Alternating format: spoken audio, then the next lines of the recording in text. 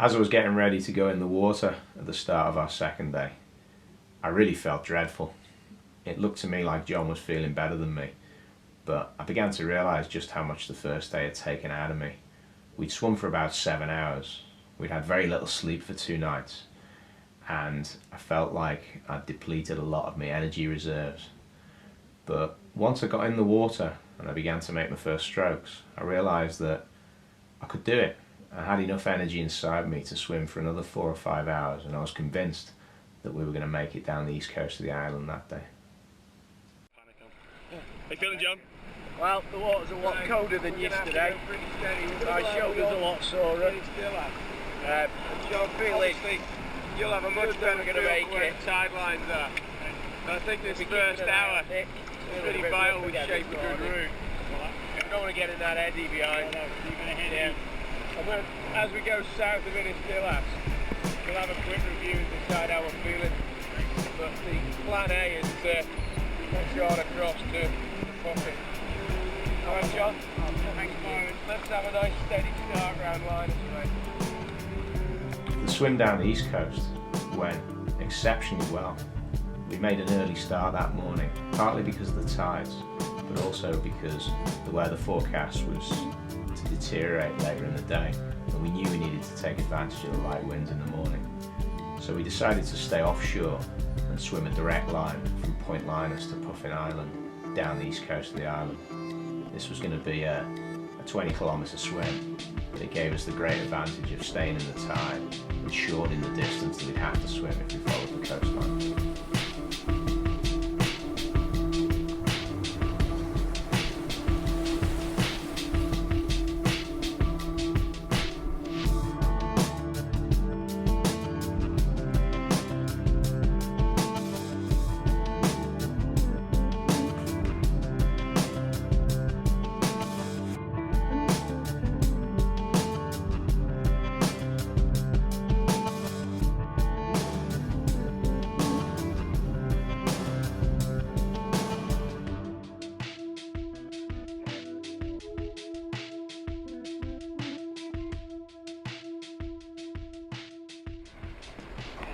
all up for 5 minutes.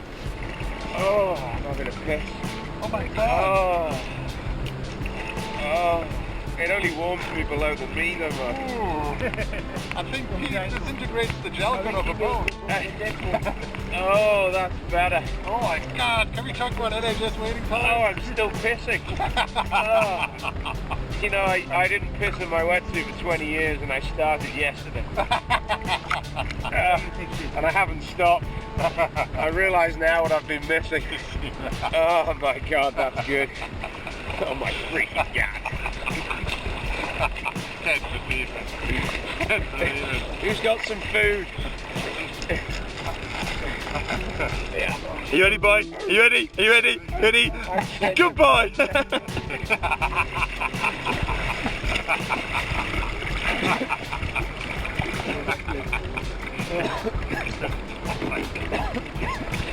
We're saying we're gonna attack the boat like Somali pirates, and Sid suggested that you were special forces, but due to health and safety, you have to have safety kayakers with you. The S forces. My shoulder's healing. Oh, shut up. Listen to him now. Oh, I found his voice now. Yeah. Who threw him some nuts? Woe is me. Oh, no. You know, I'm good. All of a sudden he's giving it the old chat, isn't he? You wait till tomorrow morning, come on. Nice breakout at Point Linus, John. I was very impressed. You didn't half nail that Eddie line. Alright, he's full of it, isn't he now? I know. You wait till we get the camera on him tomorrow and he's like this. I'm a lot older than you, John. I'm getting too old for this shit. If we just sit, we'll float past the boat. I hate the mornings, you know that. He hates the mornings, he hates the afternoons, and he hates the evenings.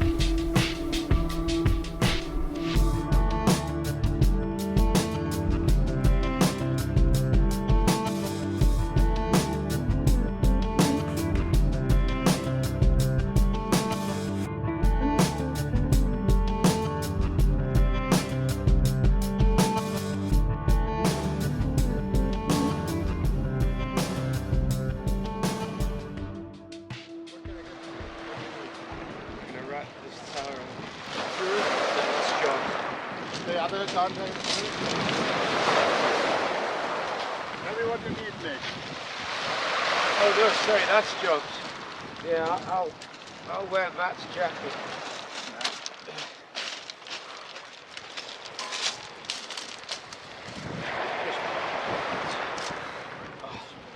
All my clothes are in seat boats. Sits boat. Yeah.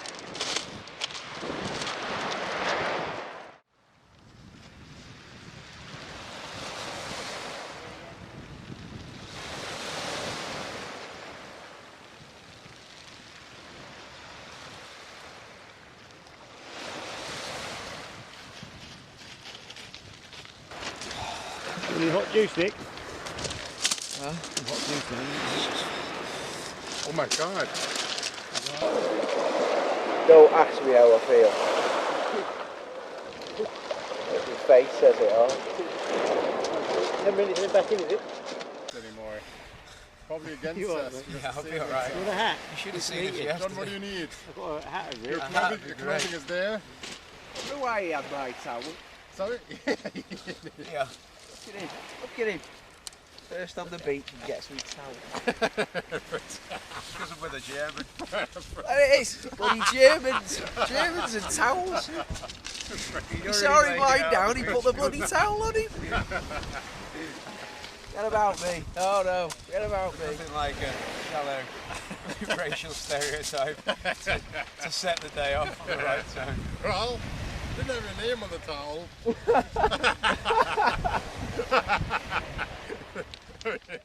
I mean, yeah, an amazing achievement of John and Nick. I mean, what a swim.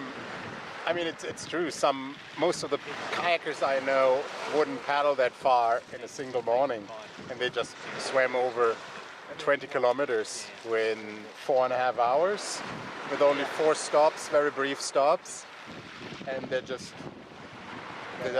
swam continuously. I mean, it's just fantastic. And they did the same yesterday. Yesterday they swam for 6 hours and for 2 hours in the evening, and to take advantage of the tide, and now another 4.5 hours. And all this in a little bit more than 24 hours. So I'm really impressed.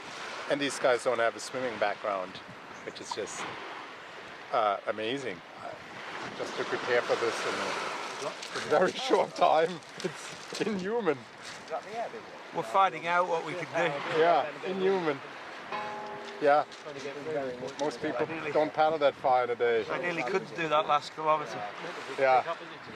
That was tough. You saw how many times I stopped.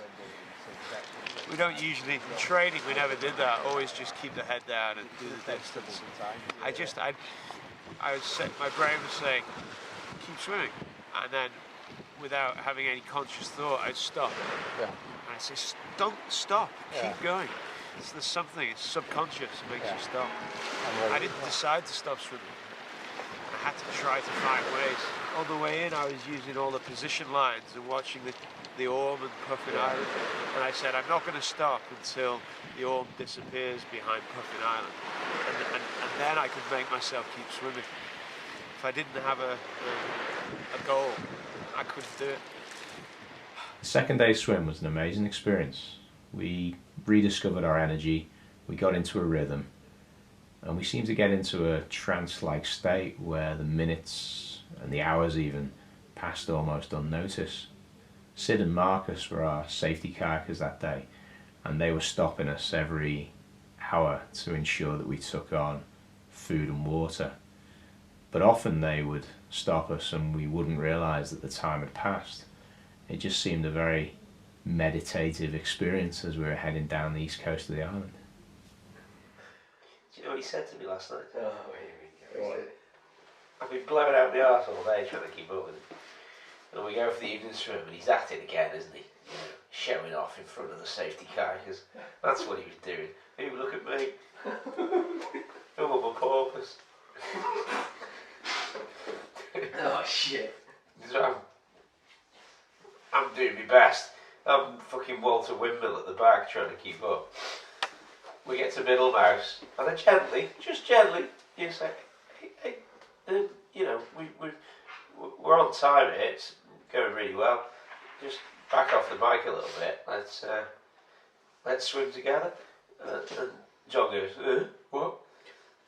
So I said, you know, I've been 100 metres back all the way, just feel like I'm just chasing you all the time. And he turns around and he says, I have been stopping and waiting. To which I said, well, that makes me feel a lot better, John, thanks very much. He's been stopping and waiting. Bastard. So I waited today and I thought, ooh, he's having a slow start. Let's have him. No, that's not nice, is it, John? I think he could do it with a piriformis release myself. We're getting there, aren't we? Could you? Is my back going red? No. Because it's starting to feel well itchy. Is it? Yeah. So do you want to wash that off then? I don't know. Just keep an eye on it for now. Yeah, that looks alright. No, it is. It's get up. It is. It's going. That's how it starts like that. Oh, fuck. Another one you can't use. 45? I told you to use that oil, didn't I? No, it was my idea to use E45. Oh, there's a load on the floor now. We'll sort out. You go get a shower. It's going. Yeah. What's happened is its skin can be quite sensitive to certain lubricants that massages use. We normally use an oil base with him, but we thought E45 would be okay. But actually we just found out it's another one his skin doesn't like. So that's what he gets for telling nasty stories about me, isn't it?